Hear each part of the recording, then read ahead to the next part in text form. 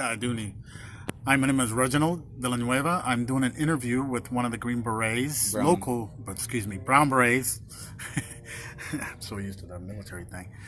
Um, my goal in this interview is to understand how the Brown Berets were formed, the history that is involved, and the crisis that accumulated along the way to help create the foundations of the Brown Berets.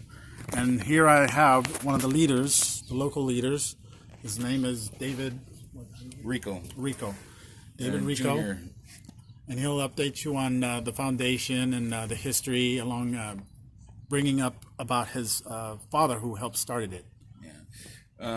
Well, my father didn't help actually start it, but he was an original member from 1970, and the group actually started in 1967. It started in Los Angeles, and from there it went on and began having chapters. It was reason we even formed was to protect ourselves from police brutality. That's one of the main things that we had a problem with, and we still have a problem with today. So my father, he's been a member for a long time, but he was not one of the founding members. Okay. So just I want to make sure that was corrected. That's good. It started actually from Los Angeles, and in San Diego we began a chapter in 1968, and we reformed in 1970 again, and so we had the San Diego chapter of the Brown Berets at that time, and that's when our group was very involved in the takeover of Chicano Park, the takeover of the with the Ford building, I think it was called, and now it's the Centro Cultural de la Raza in Balboa Park, and also in the big neighborhood house, which is now the San Diego Family Health Clinic in Logan Heights, and we were instrumental in being involved in those struggles, and so that's just a little bit. It'll take so long of a time to actually give you all the history. So I got to give you a small little quick run through on it. That's good. Yeah. Is there any questions that specifically though? Yeah, because it's a really long. Well, one of the questions is based on the social justice. It'll be a bunch of them. A total of at least 9 questions to give posterity to the Brown Berets. Okay. And one of the questions that I have is what caused that happened that the Brown Berets became to be formed, i.e. organized? Well, that would be because of the police brutality. The police brutality and the attacks that we were getting from the all the sheriff department, the county, all the San Diego law enforcement, and every law enforcement faction you can think of in every area. We're attacking Chicanos everywhere, all over the Southwest, and brutalizing and not killing them. And that's one of the main reasons why we were even formed, is because to defend ourselves against that, from being attacked like this. And we also wanted to have the education system looked at, because the education system is really messed up and twisted, and it doesn't serve our people very well. So we need that to change. We need re-education. We need bilingual education. We all these things is the reasons why we formed. I remember growing up when in the early years, when we were young. One of the things that they told us, that don't even bother learning another language, because you just need to learn English. Right. And English is the number one language in America, when really, it's a pot of languages that makes America. Remember that. And a lot of us are a lot of the times when we're in school, we're made fun of. Yeah. Or they just they try to belittle us, and they make fun of us, and they make even fun of our names, and they try to Americanize us as much as they can in a way where it's degrading us, and it's taken away from our own culture, and it makes us ashamed sometimes They used to make fun of us when we were little of our names, and they changed, our names from, let's say, Maria to Mary, and so Yeah.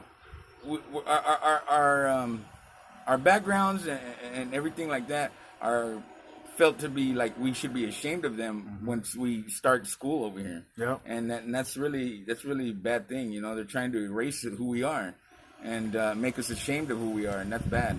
But that's one of the main reasons why we started, is because of police brutality, attacks against our people, Mistreatment. Oh yeah, that too, and the education system was another one too. So those are the key reasons why we had started. Nice. All right. The other question is, what separates or have in common with the Black Panthers that the Brown Berets have? What separates or you have in common? The similarities would be obviously the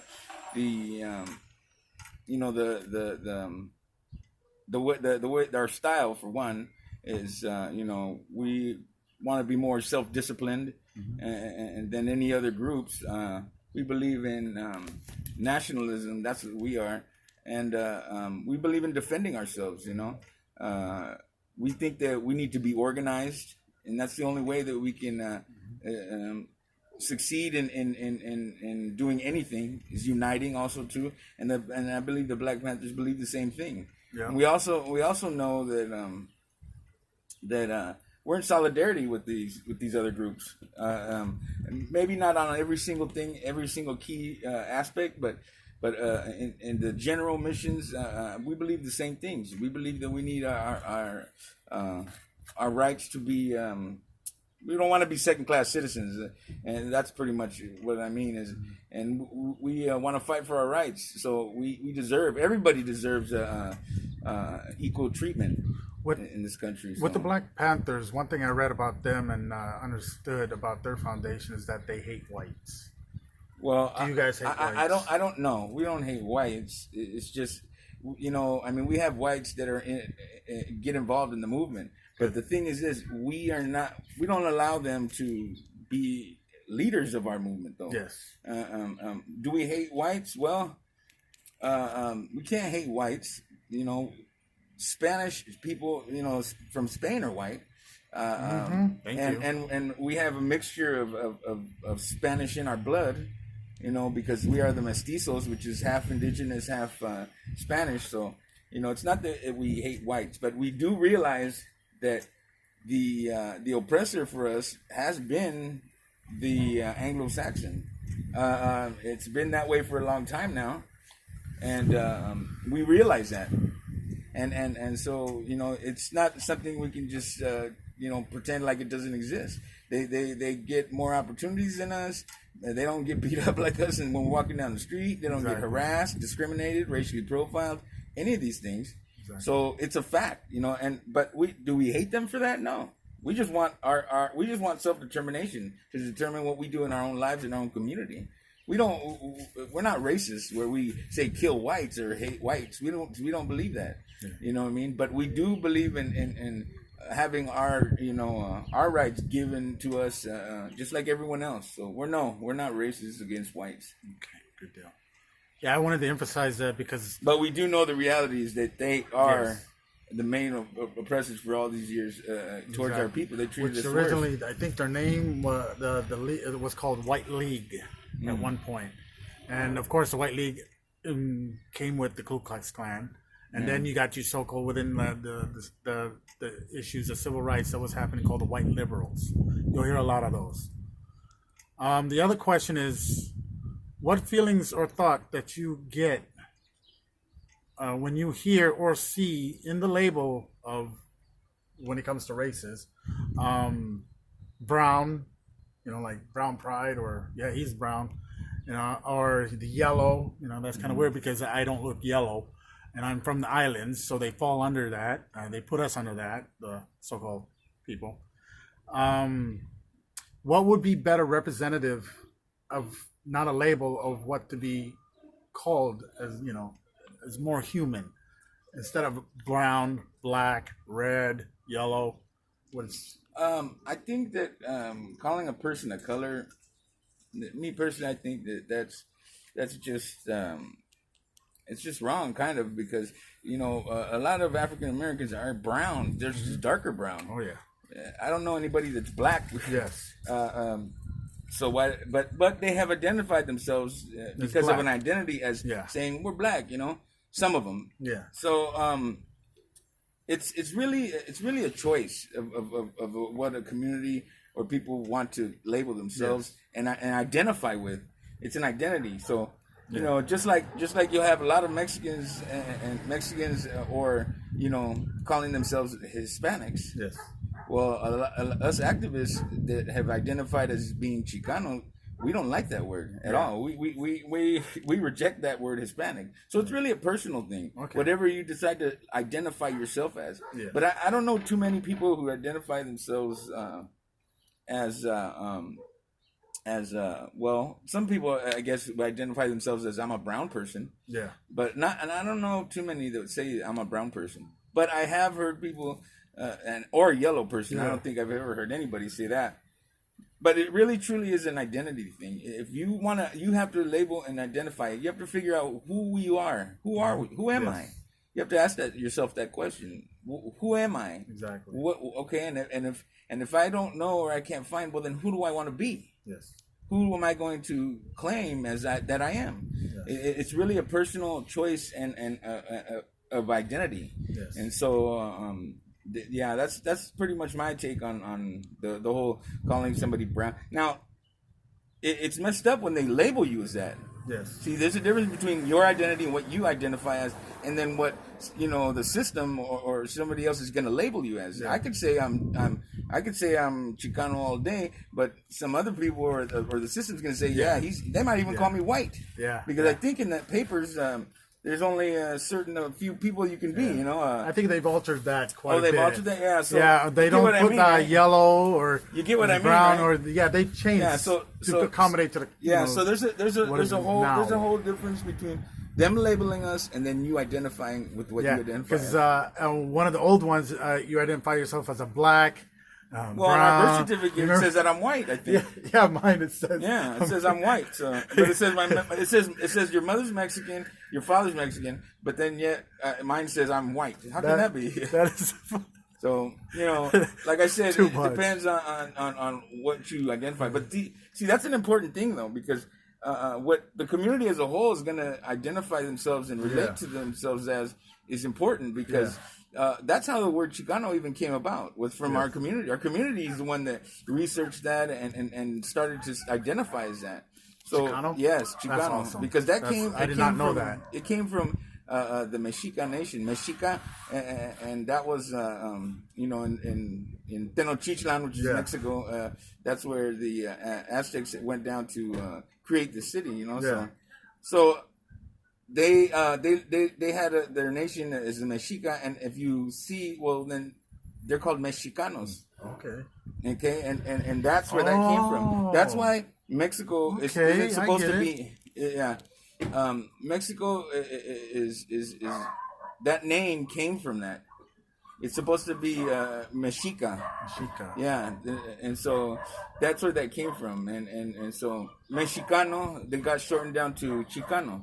And so that's where we got the word Chicano from. I learned something new. See, this is why we do social. Yeah.